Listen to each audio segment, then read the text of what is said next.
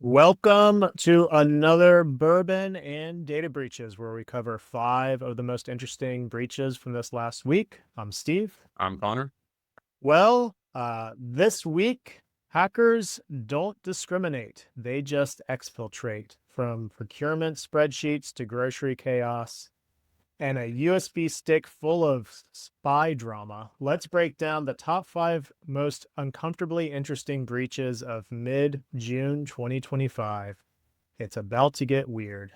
Starting off with story number 5, Chain IQ procurement gets pwned. Switzerland's Chain IQ got hit by World Leaks ransomware. This is the kind of company that probably has a database about their database, and right now, maybe so does the entire dark web. Speaking to the entire dark web, having this data might be some boring data, but definitely high value. Last I looked at this, which was yesterday on World Leaks site, I think there was almost a terabyte of data they claimed to have, and the clock was still ticking. That clock probably is run out by now. So yeah, the entire dark web might have some boring but high value data. Multiple industries, multiple supply chains could be affected. This could have a pretty big boom. Yeah, this is to me another reminder that the big consulting and procurement firms may look polished on the outside, but remaining remarkably fragile inside. I can see Switzerland's multinationals have become easy targets, maybe because these firms often act as a glue between critical supply chains, and that glue is rarely built with strong cybersecurity. I would really challenge that this is boring data. Supply chain's been in the news a lot. And if you take a look at supply chain, that's everything from what's being bought, how's it being shipped, who's buying it. And also you can see, are there any countries in the mix that shouldn't be in the mix? This is definitely going to have an impact on sanctions if this gets into the hands of governments. Moving on to story number 4, United Natural Foods cyber Kale crisis. A major backend breach at Whole Foods top distributor caused logistical chaos. Servers down, shipments delayed, tragedy struck organic yogurt fans nationwide. Here's one case to prove that ransomware groups understand business incentives like no other. Target a distributor, feeding plenty of stores, knowing that every minute downtime burns money and leverage. United Natural Foods can spin it all they want with workarounds and minimize disruption, but this is a hit straight to the operational heart. And every other food and retail out there should take this as a clear signal. If you're running legacy systems with thin defenses, then you're next. Yeah, I think you're spot on with that, Frank. It's very targeted attacks. These ransomware gangs know what they're doing from a perspective of wanting to receive payment or whatever their motive is. When you have the entire supply chain applying pressure for the fix because they are impacted, their business is impacted, it's now tenfold more pressure on the company, in this case, United Natural Foods, to react and potentially pay the ransom or whatever the motive is. More and more targeted attacks like this are surfacing. We just talked about another one a minute ago that had huge supply chain or global sanctions implications. As you mentioned, Frank, make sure if you're in this position to set up your defenses accordingly. My local grocery store let me know that they may have some shortages this week. So, hackers, shame on you for interrupting my kale supply. Moving on to story number 3, RCMP Monty's lost a USB stick hacked with confidential informant and witness data. Oof. It was later spotted for sale online. Seriously.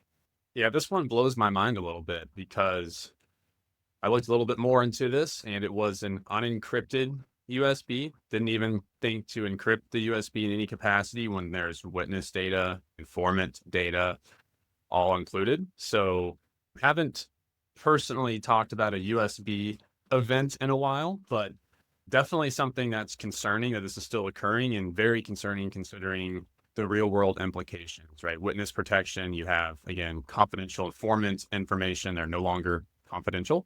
Depending on who's purchasing this USB and who gets the data that's on it, or purchasing the data that's from it, could be some pretty not so great things, even potentially, individuals' lives that could be directly impacted by this. So concerning at the least.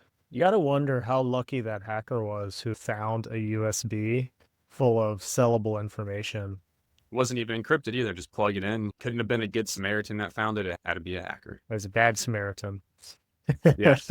All right. Moving right along to story number 4. McCracken Finance gets Quillen ransomware hit McCracken Financial Solutions, who handles commercial loan software, accounting data, investor records, and enough spreadsheets to induce trauma. McCracken Financial, funny name, not a funny breach. Yeah. Their security got McCracken. It's always a concern whenever there's a finance or fintech company that's compromised.